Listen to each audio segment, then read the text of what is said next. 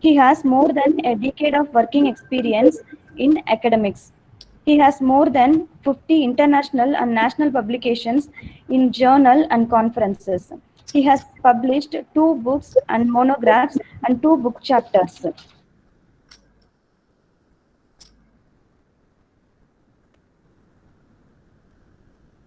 He has guided more than 30 PG students for the projects and he is guiding 7 research scholars. He has completed a project titled Development of Efficient Algorithm for Detecting Eye Disease. He is currently working on 9 major R&D projects and also he established 6 R&D projects collaboration in abroad. He has chaired 8 national and international conferences and coordinated 9 conferences. He has given 15 invited talks at various organizations. He has won Best Paper Award at International Conference on Information Processing in the year 2012. He achieved the Best Research of the Year in 2016 at APJ AKTU, Kerala. We welcome you, sir. Now, I request respected Dr. Varun P. Gopi, sir, to take over the session. Good morning, all. Good morning, sir. Okay. So give me permission to share the screen.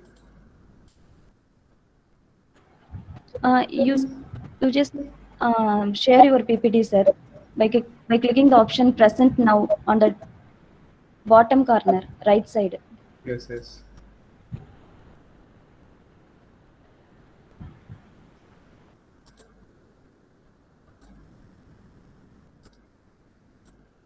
Is it visible now? Yes, sir. Good morning to all. So today we are going to discuss about introduction to artificial intelligence. So here it's a vast area, so I would like to go through a few topics, so which will give you some insights regarding the basics of artificial intelligence. So first of all, there will be an obvious question: what is AI, and whether the programs that behave externally like humans, or programs that operate internally as humans do, and computational systems that behave intelligently. So these are some of the questions. And last one is a rational behavior. So when we talk about artificial intelligence, it's just like imitating the human activities by a machine. So there may be a few questions like this. So what is AI?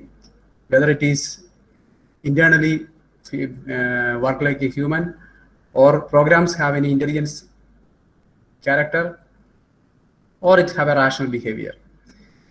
So we will see one by one. So what is AI? First of all, what is AI? We will see what is AI. The study of computer systems that are attempt to model and apply the intelligence of the human mind. So we can simply say that AI means the study of computer systems that attempts to model and apply intelligence of the human mind. Secondly, we can say that a branch of computer science dealing with simulation of intelligent behavior in computers. So in other words, we can say that it's a branch of computer science dealing with simulation of intelligent behavior in computers. So we have to provide intelligent behavior to the computer system. Or we can say that the capability of machine to imitate intelligent human behavior.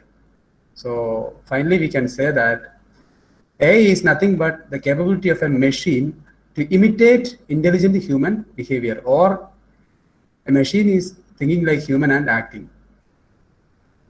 So I think you've seen these pictures. I mean, Google Now, Siri, Cortana. So Google Now, Siri, and Cortana all are intelligent digital personal assistants in various platforms like iOS, Android, and Windows Mobile. In short, they help find useful information when we ask for it using your voice. So in mobile phones, you can, if you're having an iPhone, you can simply turn on the Siri and you can ask whatever you want. So they will reply. So it is an AI-based system. Similarly, in Google, we can see that Cortana is there and Google Now is there. So these are some of the examples of AI-based systems. And we can use them to make calls, send messages, set reminders, taking notes, recognize music, find great restaurants, check your calendar and more. So we can take help from these applications, and these applications are based on AI.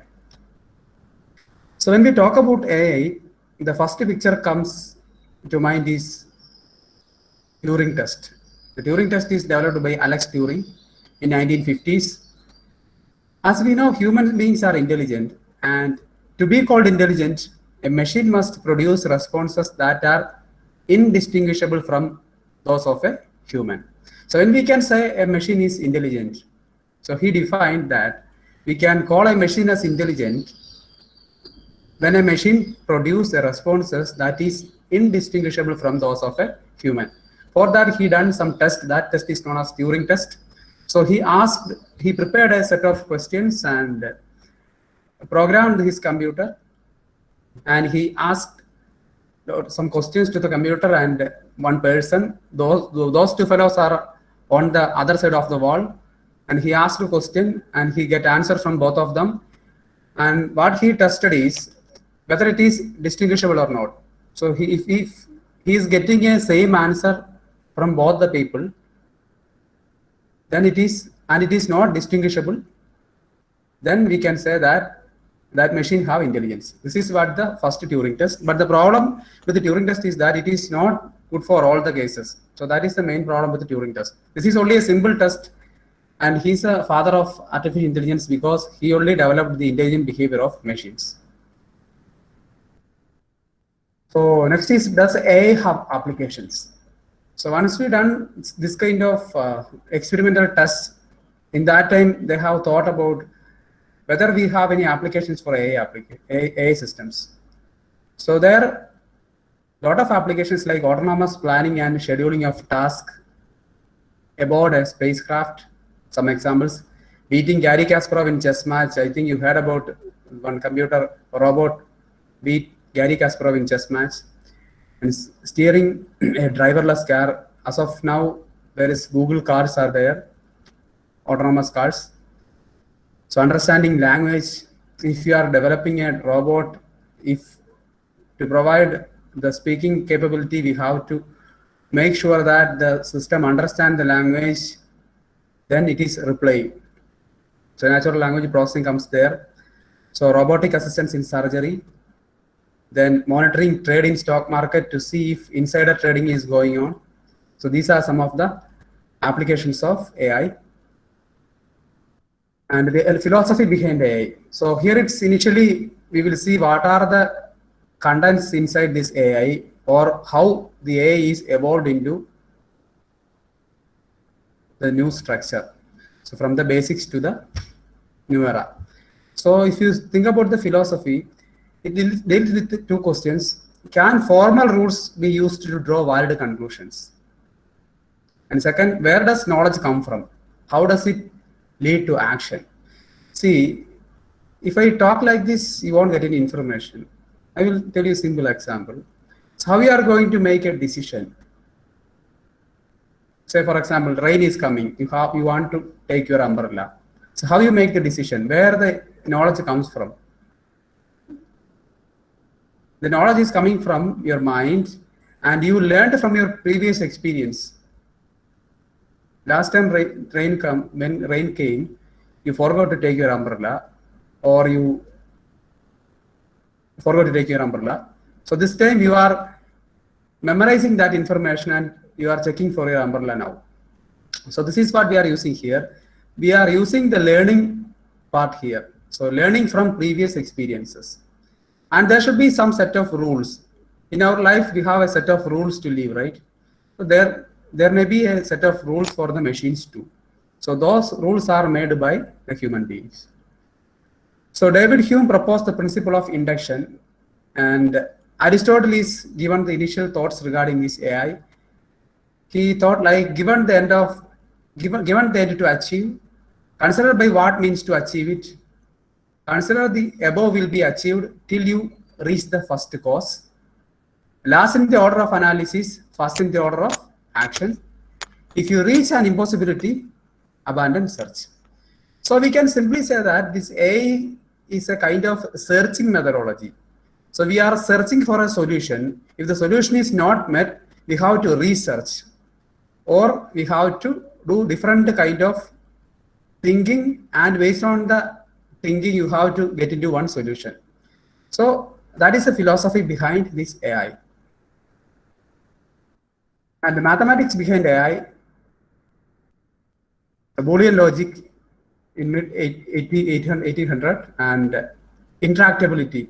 Interactability is nothing but the controllability. So polynomial versus exponential growth, intelligent behavior, tractable subproblems, not large intractable problems. So tractable means we can control or we can do it very easily, and intractable means difficult problems.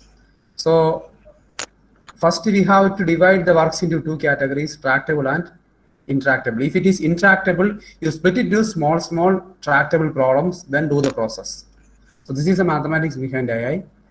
And the probability. So Girolamo Cardano in 1500, probability in terms of outcomes of gambling events. So as you know, probability is based on the outcome of an event. So probability also plays an important role in AI. Next is economics. To talk about economics, how do we make decision so as to maximize payoff? See, whenever we are going to design some system, say for example, a digital system you are going to design, and your main aim is to make the system with good output or good outcome, and the cost should be minimum, then only your profit should be maximum. So you have to make your system which is cost effective and it's reliable. So the economics also comes to picture here. So how do we make decisions so as to maximize the payoff? Next is, how do we do this when the payoff may be far in the future? And the concept of utility, how to utilize it for proper growth. And next is game theory. In 1900, the game theory, in midst of 1900, the game theory is developed. So these are the components in economics. And last one is neuroscience. Neuroscience is a study of nervous system, especially brain. And a collection of simple cells can lead to thought and action. So when we talk about this neuroscience, we have to talk about the neural network. So we get the prime idea from neuroscience for this neural network. So here we imitate the neurons by means of neural network. And a collection of simple cells can lead to thought and action in human brain. The similar thing we are developing artificially, so it is known as artificial neural networks. And the cycle time of human brain is microseconds, and for computers it is nanosecond. But the brain is still 1 lakh times faster than computers.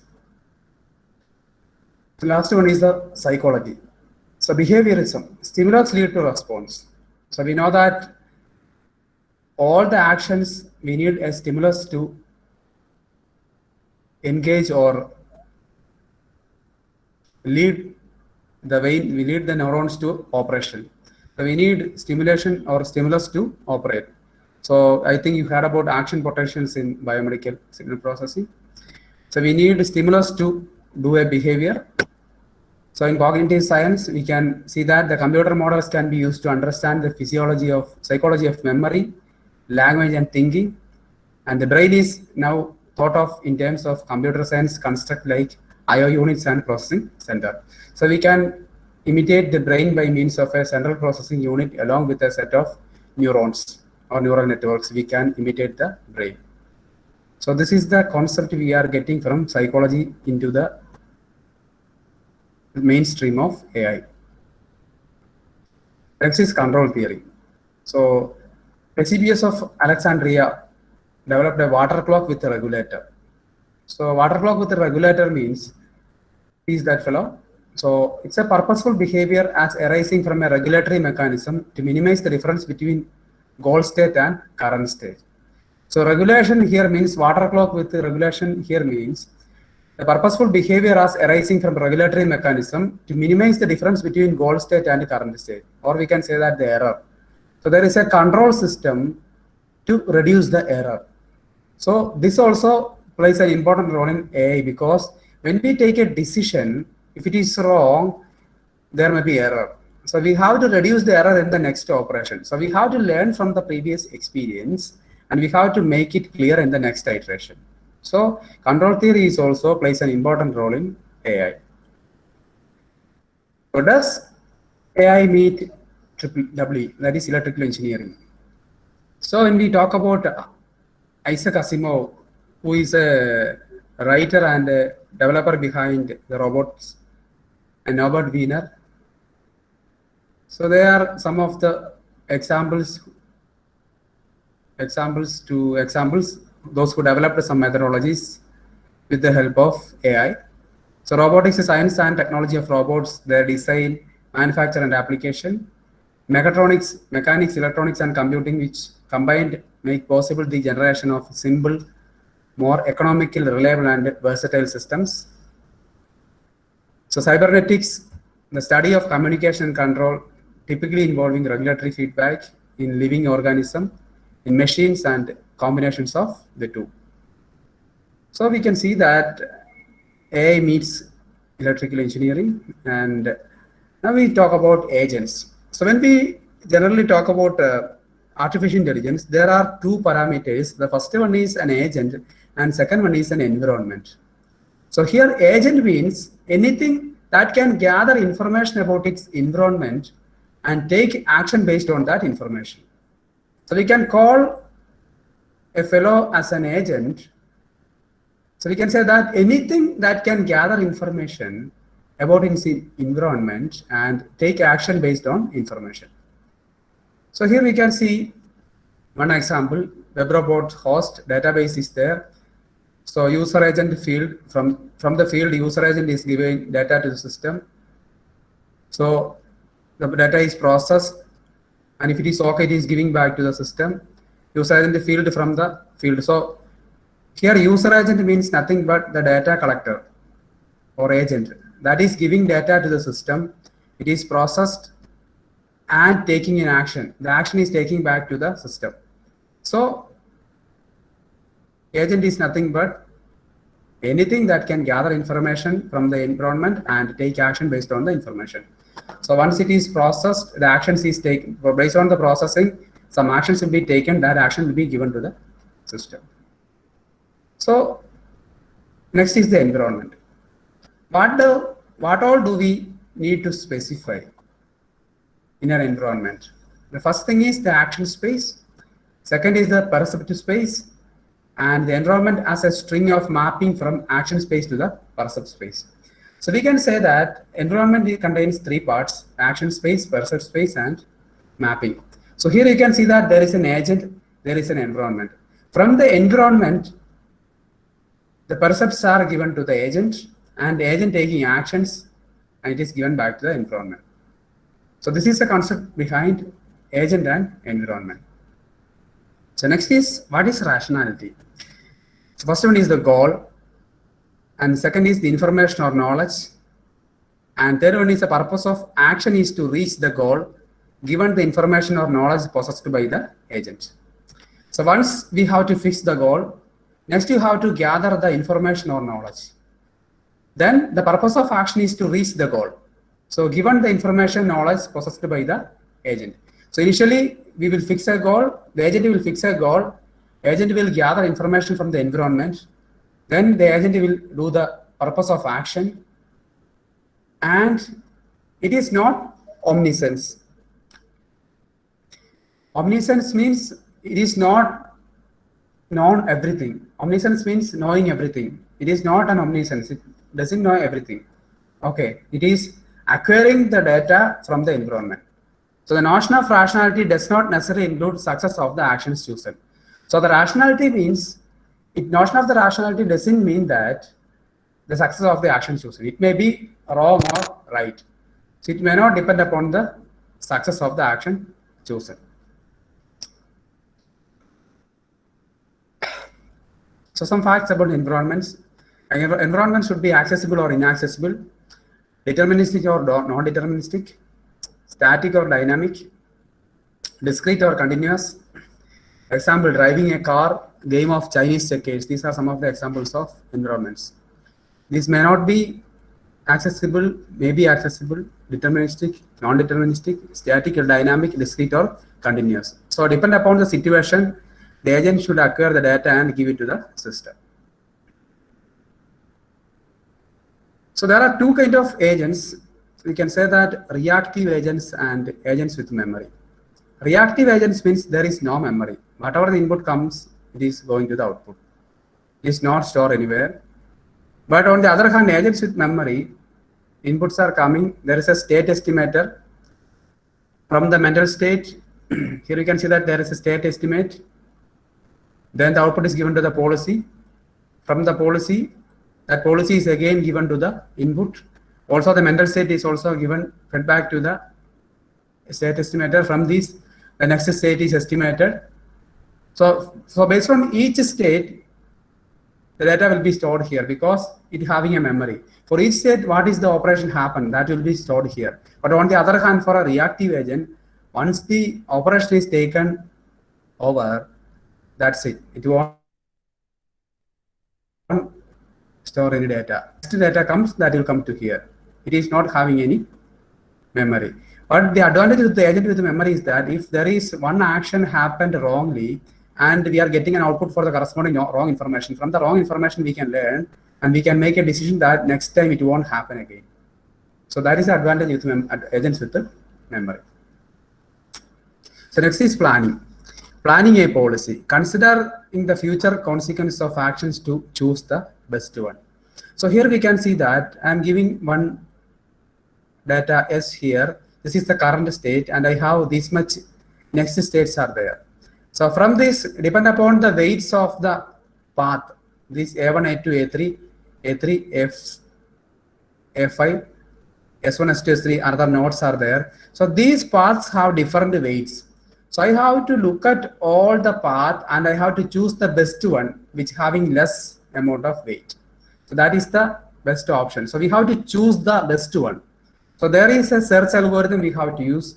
We can go for best, breadth first search or depth first search or depth breadth first search. We can go for different searching methodologies are available. So based on the search methodologies, you have to find which path is best or suitable for the data to transfer from this point to the end point, and the weights of the or path length of the data should be minimum. So we have to choose the best one. So there planning is required in AI. So now you can see that a lot of concepts we have seen. All these concepts are included in AI because AI is based on all these concepts. So we see how we use all these in real practice. Next is artificial intelligence. So now I will give a detailed introduction regarding this. So AI, we have seen that when a task formerly performed by a human and thought of requiring ability to learn, reason and solve problems can be done by machine. Artificial intelligence is the ability of machines to seemingly think for themselves. And two strands of AI activity. There are two strands from the previous study. There are mainly two strands of activity. The first one is the cognitive approach seeks to understand how intelligent behavior arises. And second, other strand adopts an emerging engineering approach, and the goal is to construct intelligent machine. So from the previous experience or previous introduction, we have came to a definition that we have two strands in AI activity. The first strand is cognitive approach seeks to understand how intelligent behavior arises. We are thinking how the intelligent behavior arises cognitively. Then once the cognition is there, the other strand adopts an engineering approach, and the goal is to construct intelligent machine. So how to solve the problem? In order to solve the problem, we have to choose some engineering problems or engineering approach. So we have to choose an engineering approach, and the goal of our approach is to construct intelligent machines to solve the problem. So these are the two strands of AI. And intelligence is the ability to solve problems, as you know. And the two broad approaches to solving problem. The first is to treat every problem to be solved using first principle. So then what is first principle? First principles means the agent solves a problem by reasoning about actions. So there is an agent who is solving the problem by reasoning about actions. So it will gather all the information from the environment regarding that function, then it will solve by exploring combinations and choosing one that lead to the solution. And there also you can see that choosing one that lead to solution, there that means there is a search happens. Searching happens which one is best. Then based on the search, we are going to select a best solution. And the second approach is to harness the knowledge gleaned from experience or from other agents. That's what I told earlier. The first thing is based on first principle, we have to solve the problem. First principle is nothing but agent gathering all the information from the environment and solving the problem, then exploring different combinations. I can do the problem solving in different manner. So the agent can also think in different manner and it will explore different combinations of solution. And from the developed solution, it is choosing the best solution. Okay. Now second approach, if the best solution is selected and the second approach is to harness the knowledge gleaned from experience of other agents. In first case, you assume that when you get a solution that may be may not be 100% perfect. As an example, it is 90%, 10% wrong thing happened. So in the next time the agent do the problem, agent thinks that last time it is having some problem, so that's why I get 90%. So this time I have to clear the problem so that it can provide an accuracy of 95%. So this is what we call from learning from experience. So this is what the basic principle behind artificial intelligence, learning from experience. So where does this knowledge come from? So how the agent gets knowledge?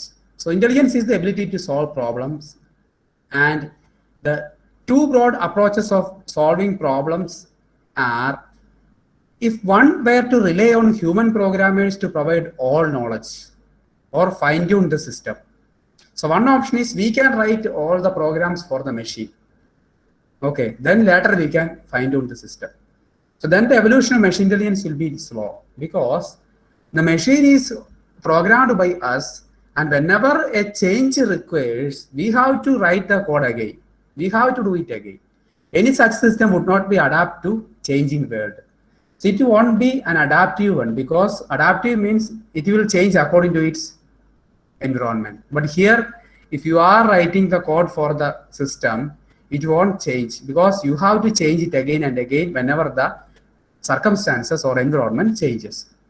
So the machines need the ability to explore the world and acquire the requisite knowledge they need for the problem solving on their own. So the all knowledge accrues through the process of learning. So the machines has the ability to explore the world and acquire the requisite knowledge they need for problem solving on their own. So if you want to say that generally a machine has to have AI, it should learn from by its own, and it should acquire all the knowledge through the process of learning without any human intervention. It should learn. So the rise of artificial intelligence, the current status of AI. So AI have taken many shapes of the forms over recent years. So in mobile phones, we have seen Siri and Cortana, and video games characters, GPS voice recognition, robotics. Google has been a major player of AI transcends and deep learning. And deep learning is a machine learning based on algorithms. So main challenges with AI is that the computing power. So if you think about classification, data classification, or data segmentation, or any kind of process, we need large computing power because the neural networks are going very deep in nature. That is deep networks. The computational power required is very higher. So Google have a lot of good servers, but as of now, other people doesn't have that much computing power. Next is tolerance of power and intuitive thinking. Intuitive thinking means one's first instant decision. Say for example, we will talk about presence of mind. If something happens to us, we will definitely react with that presence of mind. Similarly, the presence of mind should be there for an intelligent machine. So that is what we call intuitive thinking. It should think intuitively and act according to the situation. Next is judging power. So as a machine intelligence is concerned, the machine has to think and act according to the situation. So it should judge the situation. Based on the situation, it has to make a decision. So that is the main big challenge over there. So the machine has to think. The thinking is based on the data acquired by the agent, depend upon the conditions of the environment. He understands the problem, then making a decision. So sometimes it may be the wrong decision if the conditions not suits well. So that's what we talk about the judging power and big challenge in the AI system. Next, future of AI beyond negotiation.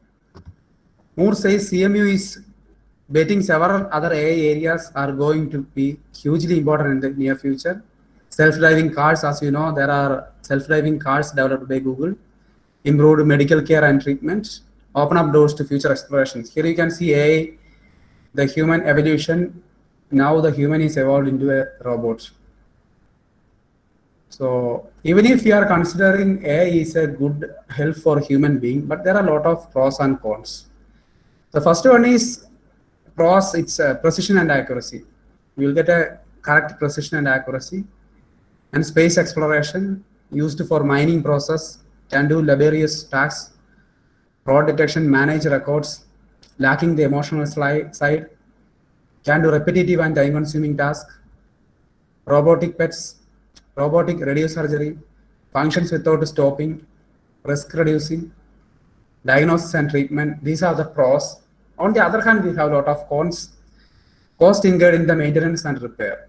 So cost is too high, not able to act any differently, and lack the human touch, lack a creative mind, lack common sense, and it will create a lot of unemployment. Abilities of humans may diminish. Robot superseding humans. Human may become dependent on machines, and wrong hands causes destruction. So these are the cons of AI. So now we will see machine learning. So as you see, AI is a subset of machine learning, and also the deep learning is also a subset of machine learning. So we will see some of the basic concepts of machine learning here. Then we move on to deep learning and some of its applications. So first of all, artificial intelligence and machine learning are often used interchangeably. And machine learning is a subset of artificial intelligence and focuses on the ability of machines to receive a set of data and learn for themselves, changing algorithms as they learn more about information they are processing. And machine learning addresses the question of how to build computer programs that improve performance automatically through experience. So the machine learning simply addresses how to build computer programs that improve performance automatically through experience. So according to Herbert Simon, the learning denotes changes in a system that enable a system to do the same task more efficiently next time. Read it once again. Learning denotes changes in system that enable a system to do same task more efficiently next time. That means once you've done the task, then check for the changes. So detect the change, learn from that change, so that the second time you are doing, you can get more efficiency. And according to Reisard-Mikulski, learning is constructing or modifying a representation of what is experienced. So he is talked in another way. Learning is constructing or modifying a representation of what is experienced. That means in the first step, you are experienced something, and in the second iteration, you are modifying the representation from the previous experience. Or in previous experience, you have failed. From the previous experience, in next experience, you are modifying the problem. So learning is modifying the representation of what is experienced. And this is the architecture of a learning system. Here we have a learning element, critic, performance measure, problem generator. And here you can see this is the learning element, and there is a learning goal. From use based on the learning goal, the problem generator generates the problem. Then knowledge acquiring happens. Then performance measure is there. Based on the performance measure, the actions will be taken. The performance of the actions will be given to the critic. The critic will give feedback to the learning element whether the previous output was right or not. If it is wrong, we have to learn from the previous output, then approve changes to the performance measure. Also gain data from here. So we can see one by one learning element. Learning element is responsible for making improvements. So here you can see this is the learning element. Learning element is responsible for making improvements. Knowledge and feedback to improve the performance. Acquire knowledge and feedback to improve the performance. So here you can see that learning element acquire the knowledge and giving feedback to the performance measure. And on the other hand, the performance element select the external action, drive the learning element, collect the percept decision on actions. The performance element, here you can see that performance measurement, taking changes from the learning element, giving back knowledge to the learning system. And problem generator. Problem generator suggests actions that lead to new experience and ensure exploration, better actions requires. And the critic means critic performance learning element about the performance, use a fixed standard of performance. Say for example, here you can see that I am fixing one, I'm going to do one iteration process. Initially, I need to classify two categories, dogs and cats. So initially I'm giving the data. My learning goal is to decide whether the inputted data is a dog or cat. So I am training the system first. Then I am created the problem of testing. Then I am making the performance measure. I found that 90% of the dogs are correctly classified. This is the action. So from the action, the standard performance percepts are measuring the performance. Critic is found that only 90% of the data is classified correctly. Then that will give a feedback to the learning element that your system gives only 90% accuracy.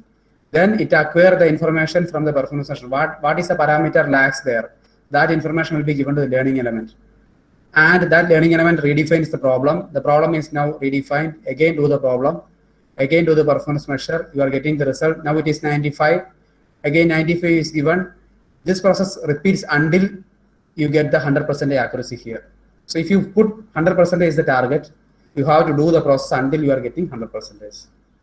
So this is the architecture of learning system.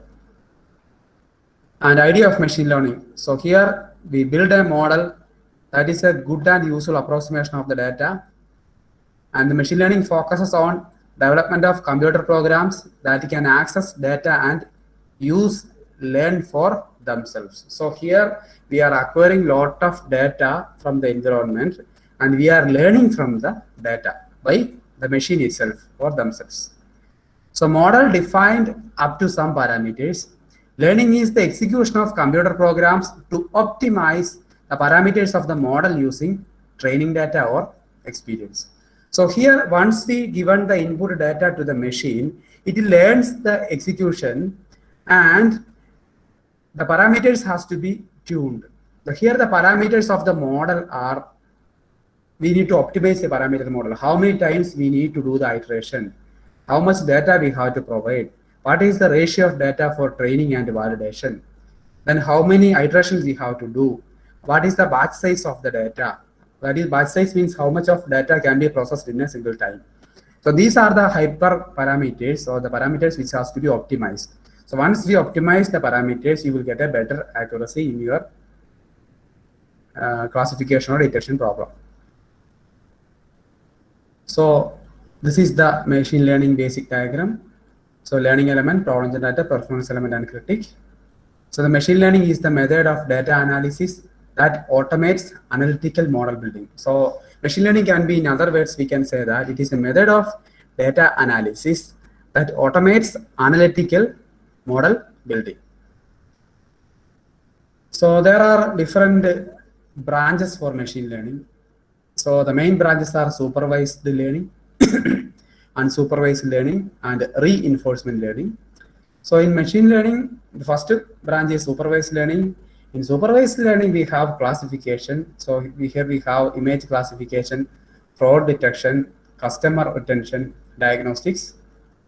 And in regression, we have estimating life expectancy, advertising popularity prediction, market forecasting, population growth prediction, weather forecasting, etc. On unsupervised learning, we have the first branch is dimensionality reduction. First one is meaningful compression, structure discovery, feature excitation, big data visualization. And the other branch of unsupervised learning is clustering.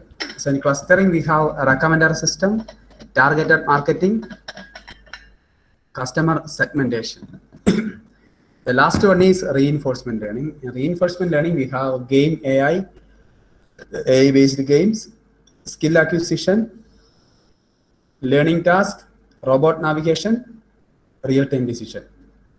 These are the main branches of machine learning. We will see one by one in the next slides. First one is supervised learning.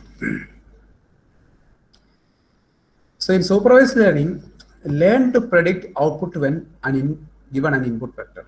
So we are giving an input vector and we learn to predict an output when we are giving an input vector.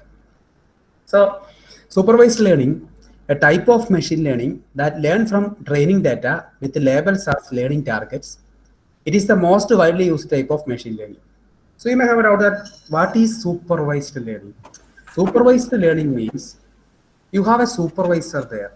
So if you have an input data, then the supervisor will divide the data into different categories based on the label. Say for example, you are going to categorize a normal and abnormal patient data here. Assume that you are going to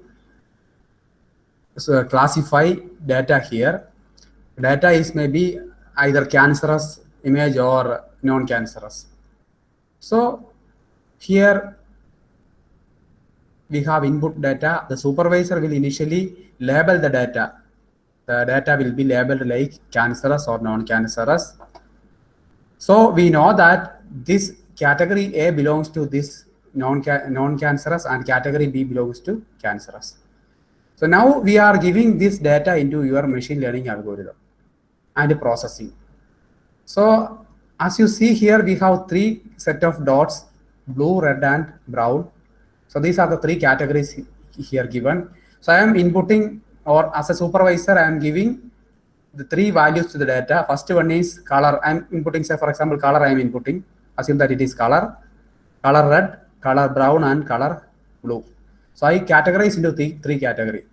So now the machine learns these three data, and the training data set will be there, validation data set will be there. Say for example, you have a lot more data, you have to take either 90% of data for training and 10% of data for validation.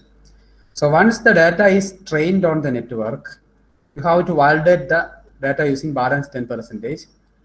And the machine learns that if the dot is having a color of blue, then it is belong to that category. If it is having a color of brown, then it is belong to brown category. If it is having a color of red, it is belong to red category. So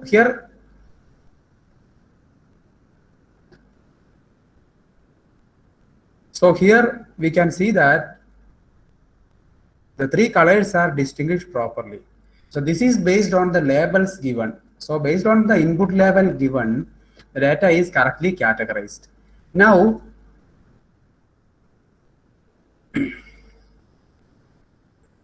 we can see that, now we can see that the data are correctly classified into A, B, C, three category, that is red, brown, and blue category. Now we have to test the data. In order to test the data, you have to give an unknown data. Unknown data means you have to give either red, brown, or blue spots without label. Then without label it is given, then machine will look at the features of the data inputted, and it will match with the already trained model data. If it matches with any of the data inputs initially trained, then it will give the output as either it is red, brown, or blue. So here in supervised learning, we are learning the machine by providing them information about the labels of the data which we inputted. So from that labels, it will understand what kind of signal or image or the parameter or input is given to the system. So this is what we call supervised learning. And in supervised learning, we have two categories. The first one is classification and the second one is regression. In classification, we have customer retention, fraud detection, image classification, and diagnostics. And in regression, we have estimating life expectancy, advertising popularity prediction, market forecasting, population growth with prediction, weather forecasting. So these are the applications of supervised learning or branches of supervised learning. So first we will see an example with supervised learning for classification. So here see that I am giving three structures or three patterns. The first one is a square pattern.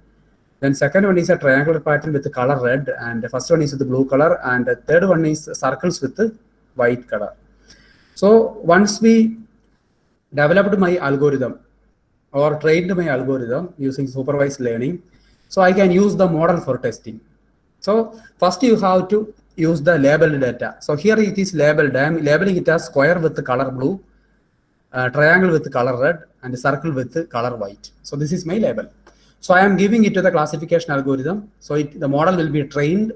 So once the model will be trained, it will be classified as these three categories. That is blue squares or triangular, red color triangle or white color circle.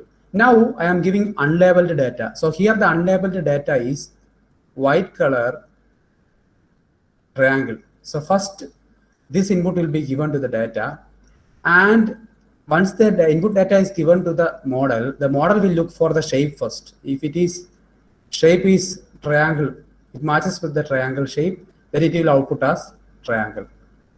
So if I am giving a circle over here, it will match with the any three of the systems, and if it is found that which is having the processed approximation match, so it is circle, then it will come as circle. So this is how we learn in supervised learning. So in testing we are giving unlabeled data, but in training we have to give the labeled data. Hello? Sir, sorry for the interruption, sir.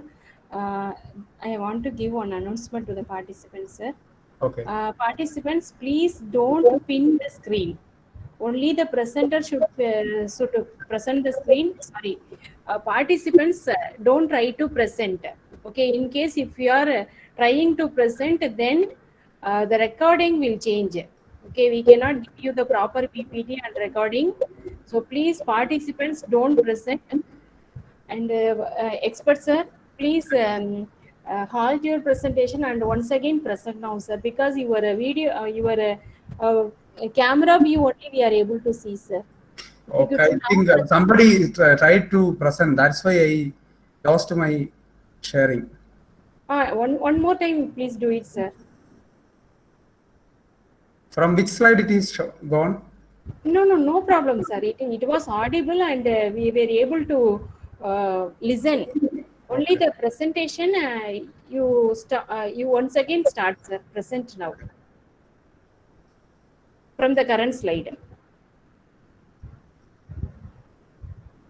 Is it visible now? Yeah, it is getting visible, sir. Thank you, sir. You may continue, sir. Okay. Good morning, Varun Gopi. Yes. Good Hello. morning. Raghavan here. Sir, good morning, sir. I am enjoying your lecture. Thank you, sir. How are you, sir? Fine. Thank you. Okay, sir. Okay.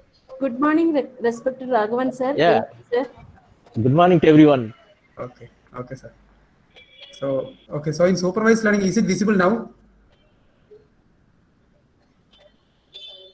Okay.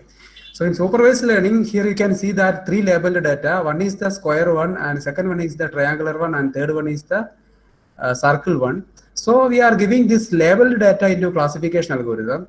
so that the classification algorithm can identify the data based on the labels.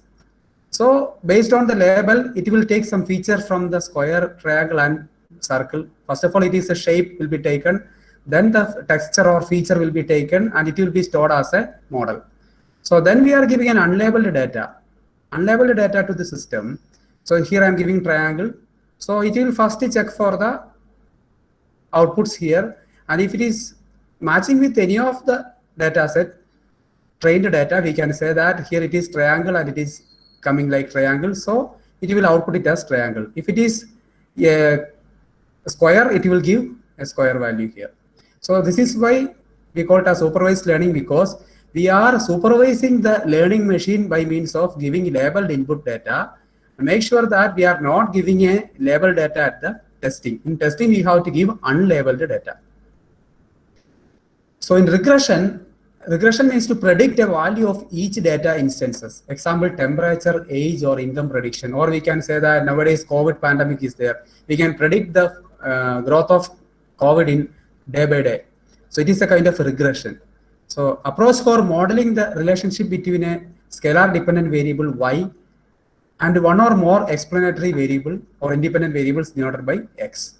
So this is the regression graph.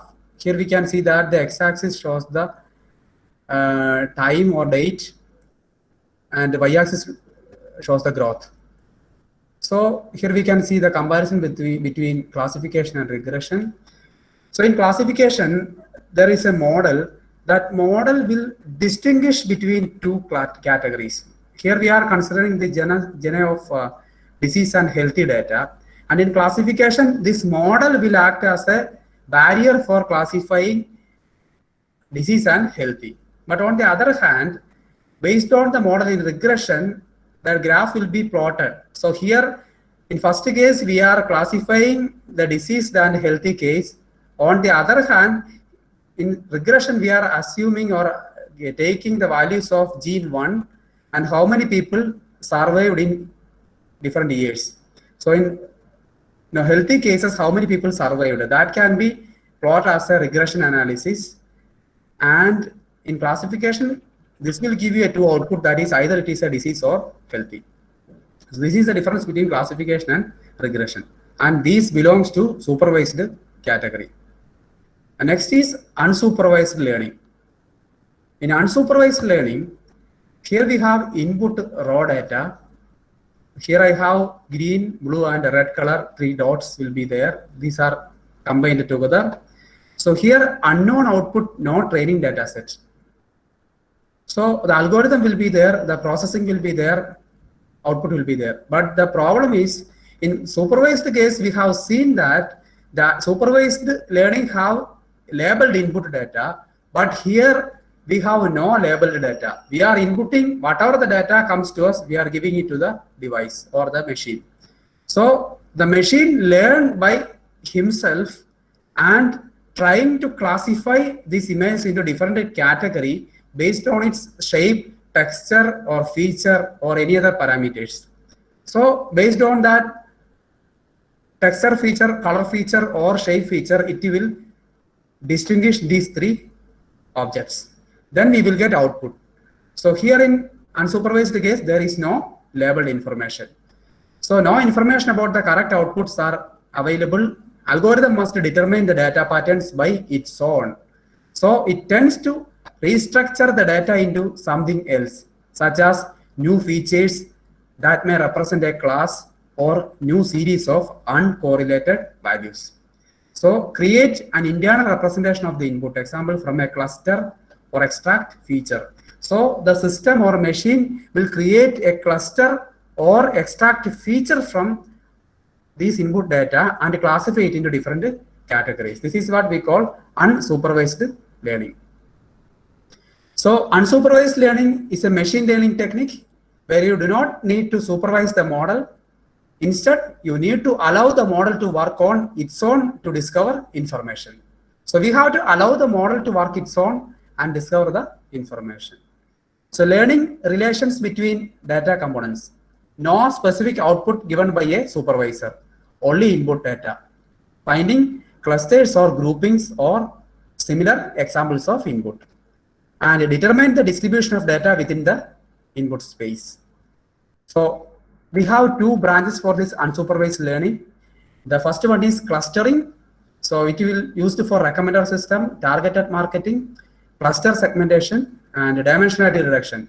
This is for meaningful compression, structure discovery, big data visualization, and feature excitation.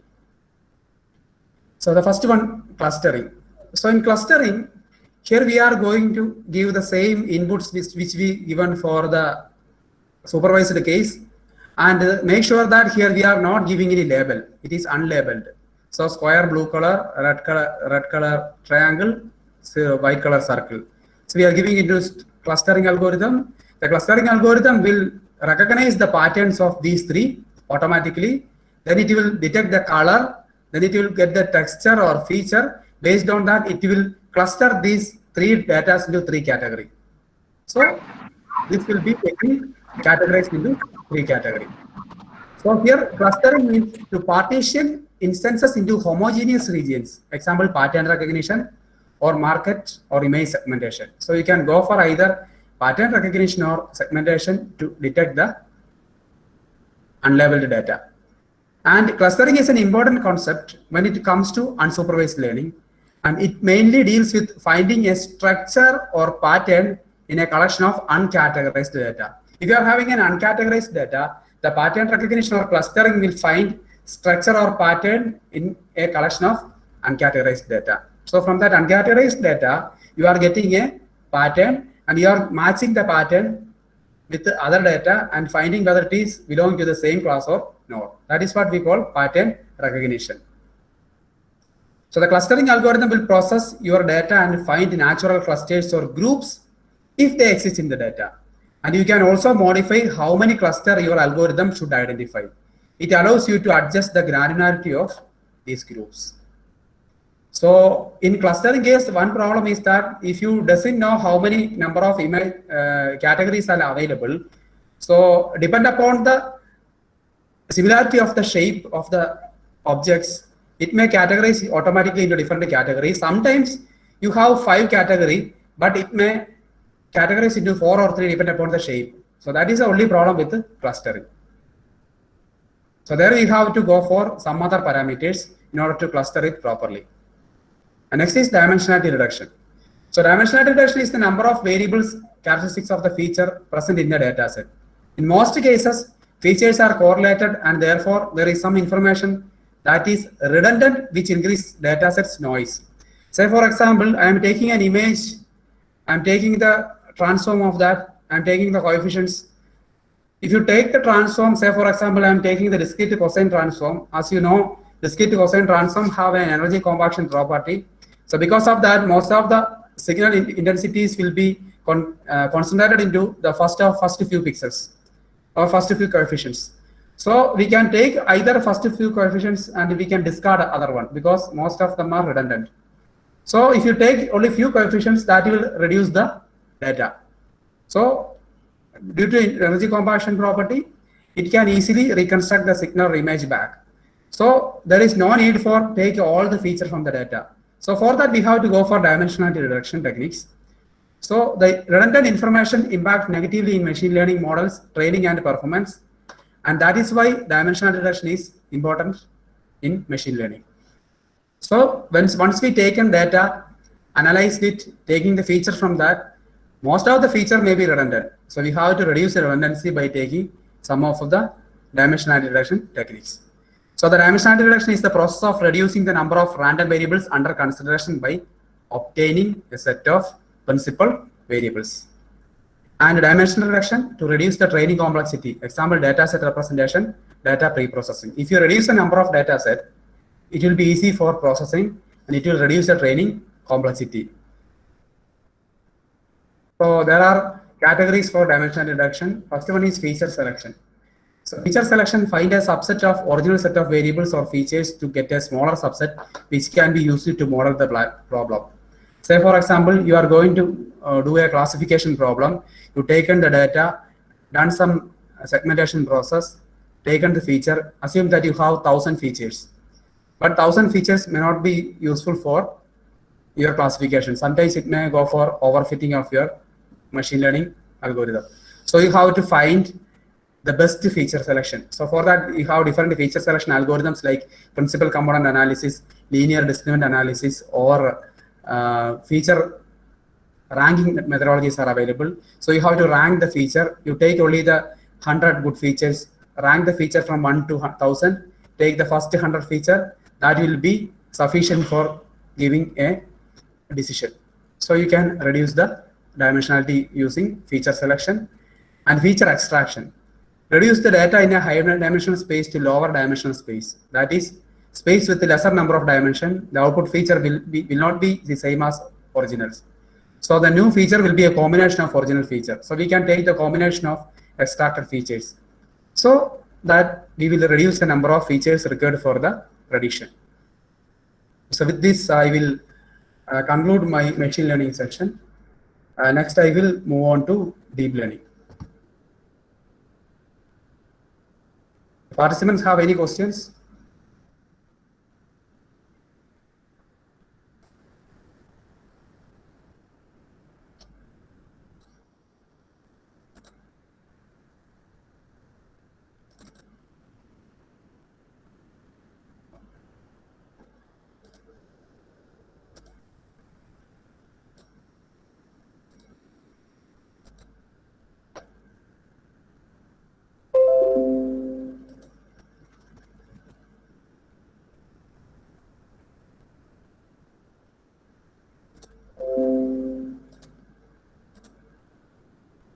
Is it visible? Screen is visible? Yes, sir. Okay. So previous case we have seen machine learning. So now we will see deep learning. So as you know, the artificial neural networks comprises many interconnected simple functional units or neurons that act in concert as parallel information processors to solve classification or regression problems. So artificial neural networks, now one of the most widely used approaches to computational intelligence, started as an attempt to mimic adaptive biological nervous system. And ANNs have been studied for more than 70 years, during which time they have waxed and waned in attention of researchers, have made a strong resurgence again. And nowadays we are using convolutional neural networks as an outcome of this.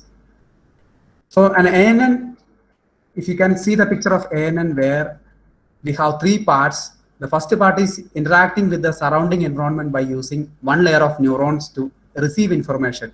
And these units are known as to be the part of input, and this is known as the input layers. And next, passing information from the input layer back and forth between layers with black box for processing by invoking certain design goals and learning rules. And these are known as the hidden layers inside part. And last one is the output layer, which relays the process information out to the surrounding environment via some of its atomic units to the outside world. So here we have three set of layers: input layer, hidden layers, and output layer. So here we have more number of input layers. The network will become deep, and we can call it as a deep neural network. And how do these networks learn?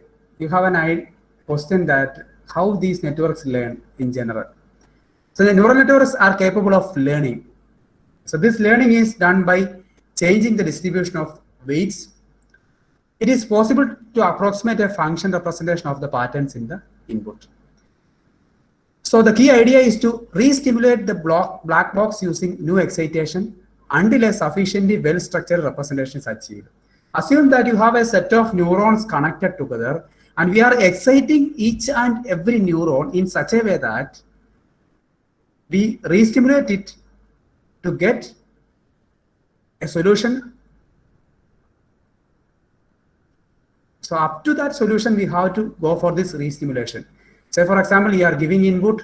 Once we stimulated the neuron, then it stimulates the next neuron. It will go again. It will back propagate to the first neuron. Then again, it will go to the feed-forward network. It will go back and forth and learn, and this learning process repeats until we get a sufficiently well-structured representation. So each simulation redistributes the neural weights. The point in re-stimulation is that whenever the re-stimulation occurs, the neural network weights will be adjusted or redone, or adaptively it will changes, hopefully in the right direction. So learning then is an aggregation of a variable length of causal chains of neural computations seeking to approximate a certain pattern recognition task through linear, nonlinear modulation of the activation of neuron across the architecture. So this ANN is nothing but a set of neurons, and we are doing linear or nonlinear modulation of the activation of neurons in such a way to bring a better solution for the given problem. So first we will see the deep neural networks. So the multilinear neural networks have been around through the better part of the latter half of the previous century. And the term deep in this context is a direct indicator of the space complexity of aggregation chains across many hidden layers to learn sufficiently detailed representations. So the deep neural networks has grown in light of its ability to scale with the input data and its capacity to generalize across problems with similar underlying feature distributions. So now we will see the taxonomy of AI. So in taxonomy of AI is the whole thing. In AI we have ML. In ML we have brain-inspired. Then SNN is there, NN is there, DL is there. So A means artificial intelligence, ML means machine learning, NN means neural networks, and DL means deep learning. Deep learning and neural network are subsets of ML, and SSN is another subset of ML, which is nothing but spiking neural network. It is an ANN that is more closely to natural neural network, and in addition to the neuronal and synaptic state, SNN incorporate the concept of time into their operating model. In previous case, normal and ANN, it is not included the time concept, but in SNN it is included the time concept. So that is why it is more close to the natural neural network. So this is a taxonomy of AI. And next is feature learning. So a key difference between the traditional ML and DL is how features are extracted.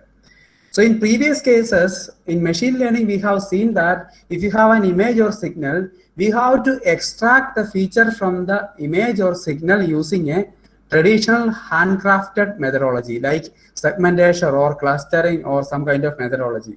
But in DL, the neural network itself acquires the data. So in traditional ML approaches uses handcrafted engineering features by applying several feature extraction algorithm and then apply learning algorithm. So that is the difference between machine learning and deep learning. In machine learning, we are using some of the handcrafted engineering feature methodologies like segmentation, clustering, or some other methodologies to get the feature. After getting the feature, we are learning the machine. That is the concept of machine learning. But on the other hand, deep learning, we are getting the data from the image directly by using deep learning networks and using that data for feature classification. So feature learning. So we will see the deep architectures next. So there are numerous deep architectures are available in literature. Comparison of architecture is difficult as different architecture have different advantages based on application and characteristics of the data involved. So we cannot say that one can be used for all the other purposes. For different, depend upon the different application, we have different deep architectures. We will see one by one. And in computer vision or mainly in vision, the computational neural network and sequences for sequences and time series modeling, recurrent neural networks are preferred. So mainly in computation vision or computer vision, we will look for sequences of data when we go for convolutional neural network, and when we have time series data or video processing, we have to go for recurrent neural networks. So deep learning is a fast evolving field. Every year, various architectures with various learning algorithms are developed to create human-like efficient machines in different domain of application. So first we will see the deep feed-forward network. So in deep feed-forward network, it's a multi-layer neural network containing multiple number of hidden layers. That's why we call it a deep neural network. And here in deep feed-forward neural network, we have n number of hidden layers with weights W. And here we can see x1, etc., xp are the inputs, n number of hidden layers, and output q1, q2, etc., qp. And in deep feed-forward network, the multiple hidden layers help in modeling complex nonlinear relation more efficiently compared to shallow architecture. So the complex function can be modeled with less number of computational units, and compared to similarly performing shallow network due to hierarchical learning possible with multiple levels of nonlinearity. So the backpropagation using gradient descent is the most common learning algorithm used to train the model. So once we developed a deep feed-forward network, we have to go for the backpropagation process. For doing the backpropagation process, we have to use different kind of learning methodologies like gradient descent or ADAM or different optimization techniques has to be used. Once we design the neural network, we have to optimize the network in such a way that it should provide a maximum possible results. So we have to go for optimization algorithms. For that, we have to go for gradient descent or steepest descent or ADAM or different optimization techniques. So here we are using mathematical optimization methodologies for backpropagation. So next is another kind of neural network known as restricted Boltzmann machine. So these are mainly used for feature learning, and these have visible layer and hidden layer. So the RBM is a generative stochastic artificial neural network that can learn for a probability distribution over a set of inputs. And RBF machines are used in deep learning networks. In particular, deep belief networks can be formed by stacking RBMs together and fine-tuning the resulting deep network using gradient descent for and with backpropagation. So these RBM are mainly used for dimensionality reduction, collaborative filtering, feature learning, and topic modeling, etc. So in these RBM machines, these can be interpreted as a stochastic neural network, and it is one of the popular deep learning framework due to its ability to learn the input probability distribution in supervised as well as unsupervised manner. So here, if you want to go for a stochastic process, so we can go for RBF machine because it will learn from the given probability and it will predict the probability. So we can go for probability-based stochastic process application. We can go with restricted Boltzmann machine. And this RBM is variation of Boltzmann machine with a restriction in intra-layer connection between units. That is why it is known as restricted Boltzmann machine. So it is an undirected graphical model containing two layers, visible and hidden layer, as shown in the previous structure, and it forms a bipartite graph. And next is deep belief network. Deep belief network or DBN is a generative graphical model composed of multiple layers of latent variable. And latent variables are typically binary, can represent hidden features present in the input observation. And the connection between the top two layers of DBN is undirected like an RBM model. Hence, a DBN with one hidden layer is just an RBM. And the other connections in DBN except last are directed graphs toward the input layer. So in deep belief layers, we can view it as a composition of simple unsupervised networks such as restricted Boltzmann machine or autoencoders, where each subnetwork's hidden layer serves as visible layer of the network. So you may have a doubt that how this network automatically learns. So here, as I told, these are unsupervised networks. These network look into the signal or image or whatever the input comes to it, and it will get some features automatically by its own, and it will categorize the data into different categories. So here we can see that the deep belief network, hidden layer 1, hidden layer 2, hidden layer 3, and the input x1. This is a standard DBN with 3 hidden layers. We can increase the hidden layers by stacking more number of layers. And inference in DBN is intractable problem due to the explaining away effect in the latent variable model. So, however, in 2006, Hinton proposed a fast and efficient way of training DBN by stacking RBF kernel one above other.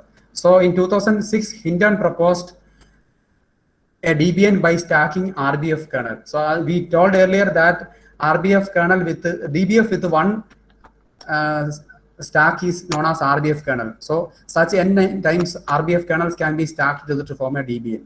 So, DBN can be excited very easier. So, we can go for deep belief network with the RBF kernel. And the lowest level RBF during training learns the distribution of the input data. And the next level of RBF block learn high order data correlation between the hidden units of the first one and the next one, or the previous one and the current one. So this process repeated for each hidden layer till the top. So using RBM blocks, you can go for DBF network. Next is autoencoders. Autoencoders are deep neural network approach used for unsupervised feature learning with efficient data encoding and decoding. So the main objective of autoencoder is to learn and represent input data, typically for data dimensionality reduction, compression, fusion, and many more. In machine learning, we see dimensionality reduction by means of principal component analysis or linear discriminant analysis, something like, or using taking transformation. In deep learning, also we can go for dimensionality reduction. That dimensionality reduction is by means of autoencoders. Autoencoder is nothing but a set of neural networks which first take the input data and encode the data in small number of bits or compress the data. After compression, it is encoding, and we can use the encoded data for further processing in the neural networks. And after encoding and processing, we can decode at the other end. So you will get the output at the other side. So the original input signal or data is given to the autoencoder. The autoencoder will encode the data after compression so that you can reduce the dimensionality of the data. Also, you can reduce the computational complexity. So that is the advantage of using autoencoders. So this autoencoder have a visible layer. If a visible layer having the input with a large size, then hidden layer, these layers will compress the data and encode the data into smaller representation. Then in output layer, it is decoding and giving the data with the same output size. So this autoencoders is a 3-layer neural network that tries to reconstruct its input and its output layer. Hence, the output layer of an autoencoder contains the same number of units as the input layer. So here the input layer have n number, output layer also have n number, but in between layer, the autoencoder have less than n number of layers. So we can reduce the number of layers required for processing. So this autoencoder techniques consists of 2 parts, encoder and decoder. The encoding phase, the input samples are mapped usually in the lower dimensional feature space with the constructive feature representation, and the network is making sure that most of the informations are preserved while downsampling or dimensionality reduction. This approach can be repeated until the desired feature dimensional space is reached. Say for example, you have 100,000 dimensions initially, and your aim is to get 100 dimension. So the neural network will operate until we are getting 100 good representation. Then in the decoding side, the 100 dimensional decoding data will be decoded into 1000 at the output layer. So whereas in decoding space, we regenerate the actual feature from the lower dimensional feature with the reverse processing. So initially we are compressing, then we are decompressing. So next is convolutional neural networks. So in convolutional neural networks, input data is given to the convolutional neural networks. Convolutional neural networks having the convolution operation. After that, we have pooling.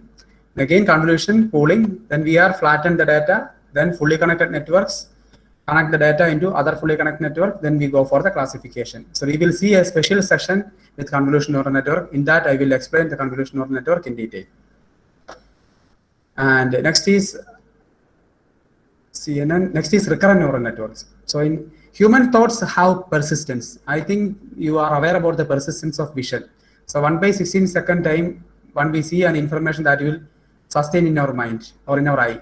So human don't throw a thing away and start thinking from the scratch. So we have some persistence of vision and persistence. So traditional ANNs cannot deal with this type of problem. The standard neural network and CNN are incapable due to following reason. First, these approaches only handle fixed size vector as input. Example, an image or video frame and produce a fixed size vector output. That means CNNs can only process images or frames, not videos. And second, these models operate with a fixed number of computational steps. Example, number of layers in the model. So the CNNs or ANNs are failed to work with the video streams. So the RNNs are uniquely as they allow operation over sequence of vectors over size. So the answer for sequence operation or the video operation is the recurrent neural network or RNN. So a loop allows information to be passed from one step to another, and a recurrent neural network can be thought of as a multiple copies of same network. Here you can see that this is a recurrent neural network. Here we have a feedback path, or we can unfold this neural network and we can see that initially I am giving an input, a weight input, weight to the hidden layer. Then input is x1 is given in the time xt minus 1 input layer. This is given to the hidden layer. It is receiving output input from another weight function, and it is providing an output, and we are getting output at qt out minus 1. Then at the same time, it is transferring the weight to the next layer at input time xt, it is processing, and at the same time, and another time xt plus 1, it is receiving another input and processing it, and it is also receiving the input from the previous one. So it is having a chain of operation. So at different time instances, this network can process. So that is why these recurrent neural networks are good for processing video samples or time sequence. Or if you want to process a time series data, you have to go for recurrent neural network. So the RNNs form a feed-forward network spanning adjacent time steps.